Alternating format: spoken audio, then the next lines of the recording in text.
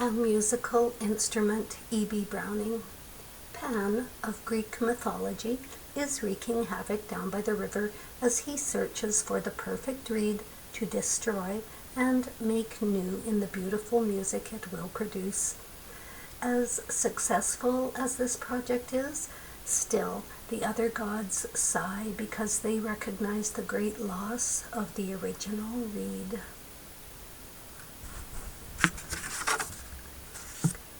A musical instrument. What was he doing, the great god Pan, down in the reeds by the river, spreading ruin and scattering bands, splashing and paddling with hoofs of a goat, and breaking the golden lilies afloat with the dragonfly on the river? He tore out a reed, the great god Pan, from the deep cool bed of the river. The limpid water turbidly ran, and the broken lilies a-dying lay, and the dragonfly had fled away ere he brought it out of the river.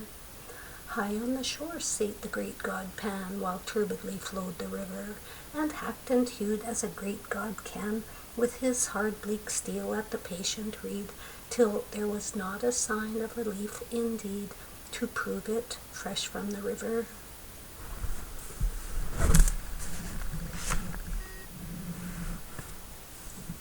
He cut it short, did the great god Pan, how tall it stood in the river, then drew the pith like the heart of a man, steadily from the outside ring, and notched the poor dry empty thing in holes as he sate by the river.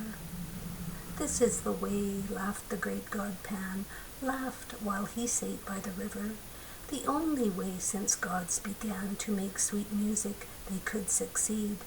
Then, dropping his mouth to a hole in the reed, he blew in power by the river. Sweet, sweet, sweet, O Pan, piercing sweet by the river, blinding sweet, O great god Pan, the sun on the hill forgot to die, and the lilies revived, and the dragonfly came back to dream on the river.